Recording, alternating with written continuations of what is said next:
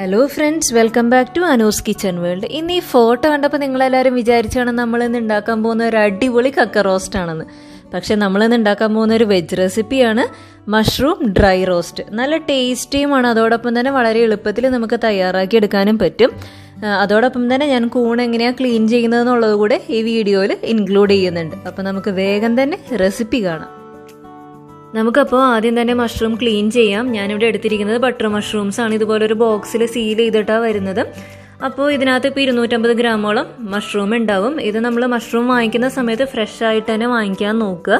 Fresh ആണോ എന്ന് അറിയാനായിട്ട് നമ്മൾ ഈ സീൽ ചെയ്തിരിക്കുവാണെങ്കിൽ നമുക്കത് കാണാൻ പറ്റും നന്നായിട്ട്. അപ്പോൾ ഈ കൂണിൻ്റെ അടിഭാഗത്ത് ക്ലോസ്ഡ് ആയിട്ട്, അതായത് അതിൻ്റെ സ്കിന്ന് മുഴുവൻ അടഞ്ഞിരിക്കുവാണെങ്കിൽ അത് ഫ്രഷ് ആണ്.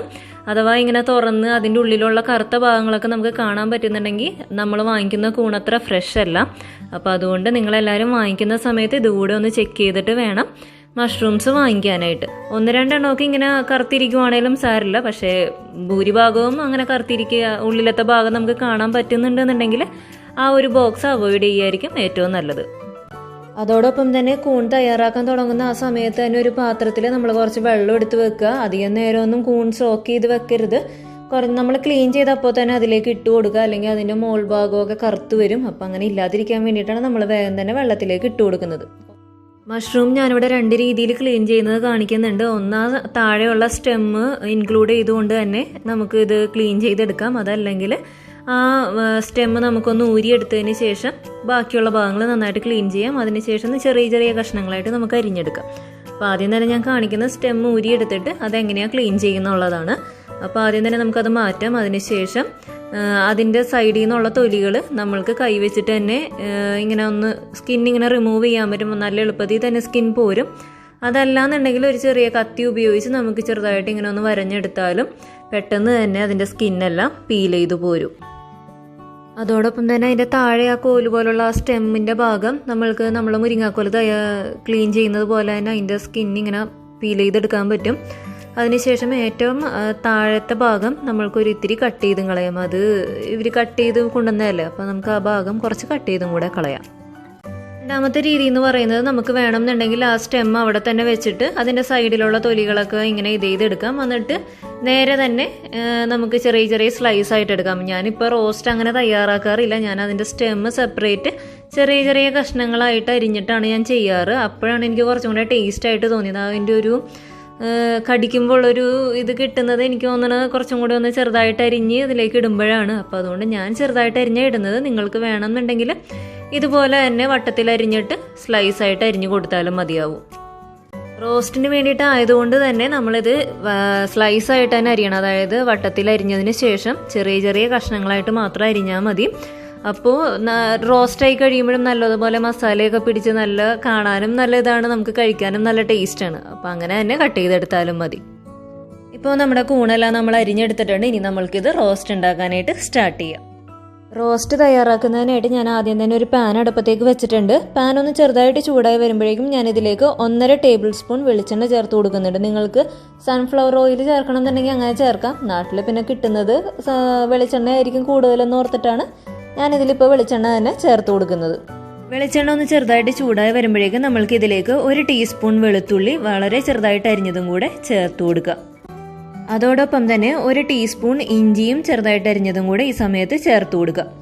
നന്നായി തന്നെ വഴറ്റിയെടുക്കുക. ഈ സമയത്ത് നമ്മൾ ആദ്യം ഇട്ട് കൊടുത്ത വെളുത്തുള്ളിയുടെ കളർ ചെറുതായിട്ടൊന്ന് മാറി വരുമ്പോഴേക്കും നമ്മൾക്ക് ഇതിലേക്ക് സവാള ചെറുതായിട്ട് അരിഞ്ഞത്, ഒരു മീഡിയം സൈസ് സവാള വളരെ ചെറുതായിട്ട് അരിഞ്ഞതാണ് ഇതിലേക്ക് ഇപ്പോൾ ചേർത്ത് കൊടുക്കുന്നത്. അതിനുശേഷം 2 പച്ചമുളക് സ്ലൈസായിട്ട് അരിഞ്ഞതും കൂടെ നമ്മൾക്ക് ഇതിലേക്ക് ഇപ്പോൾ ചേർത്ത് കൊടുക്കുക. സവാളയൊക്കെ നന്നായി തന്നെ വഴറ്റിയെടുക്കണം. ചെറിയൊരു ഗോൾഡൻ കളർ ആവുന്നത് വരെ നന്നായി തന്നെ നമ്മൾക്ക് സവാളയും മറ്റുള്ള ഇൻഗ്രീഡിയൻസ് എല്ലാം കൂടെ നന്നായിട്ട് വഴറ്റിയെടുക്കുക. ഇപ്പോൾ സവാളയൊക്കെ നന്നായി തന്നെ മുരിഞ്ഞു വന്നിട്ടുണ്ട്. ഈ സമയത്ത് മഞ്ഞൾപ്പൊടി 1/4 ടീസ്പൂൺ ചേർത്ത് കൊടുക്കുക.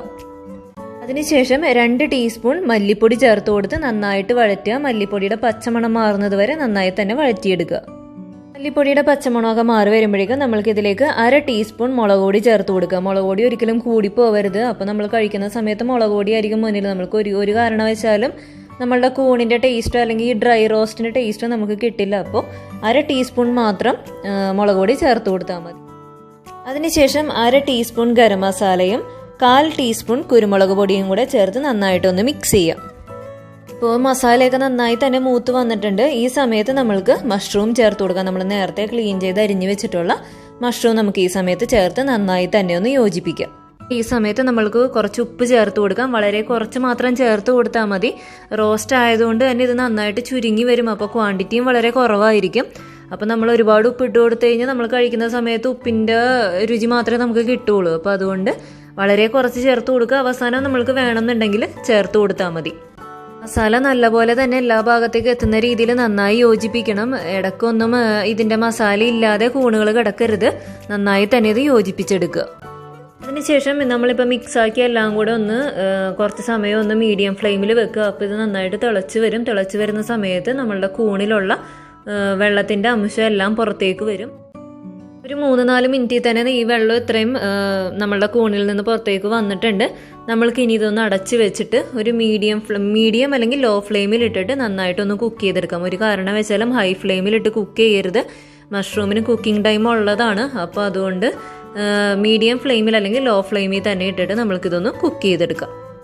ഇപ്പോൾ 10-12 മിനിറ്റോളം ആയിട്ടുണ്ട്. ഇപ്പോൾ ഇതിലുള്ള വെള്ളം എല്ലാം വറ്റിയും വന്നിട്ടുണ്ട്. ഞാനിപ്പോൾ കഴിച്ചു നോക്കിയപ്പോൾ ആവശ്യത്തിന് ഉപ്പും ഉണ്ട്. അതോടൊപ്പം തന്നെ കൂണും നന്നായിട്ട് വെന്ത് വന്നിട്ടുണ്ട്. അതുകൊണ്ട് തന്നെ ഞാനിപ്പോൾ ഇതിനകത്ത് കുറച്ചും കൂടെ ഉള്ള വെള്ളത്തിൻ്റെ അംശം മാറുന്നതിനായിട്ട് തുറന്ന് വെച്ചിട്ട് ഒരു മീഡിയം ടു ഹൈ ഫ്ലെയിമിൽ വെച്ചിട്ട് ഇതിൻ്റെ വെള്ളത്തിൻ്റെ അംശം ഒന്നും കൂടെ നമുക്ക് വറ്റിച്ചെടുക്കാം. ഇപ്പോൾ കൂണിലുള്ള വെള്ളമൊക്കെ വറ്റി നമ്മൾ ആദ്യം ഒഴിച്ചു കൊടുത്ത വെളിച്ചെണ്ണയൊക്കെ തെളിഞ്ഞ് വരാൻ തുടങ്ങി. ഈ സമയമാകുമ്പോൾ നമുക്ക് സ്റ്റൗ ഓഫ് ചെയ്യാം. അതിനുശേഷം കുറച്ച് മല്ലിയില അല്ലെങ്കിൽ കറിവേപ്പില അധികം ഇട്ട് കൊടുക്കരുത്. വളരെ കുറച്ച് മാത്രം ചേർത്ത് കൊടുക്കാൻ പാടുള്ളൂ. ഞാനിപ്പോൾ ഈ സമയത്ത് ചേർക്കുന്നത് മല്ലിയിലയാണ്. 2-3 ചേർത്ത് കൊടുത്തതിന് ശേഷം ഒന്നും കൂടെ മിക്സ് ചെയ്യാം.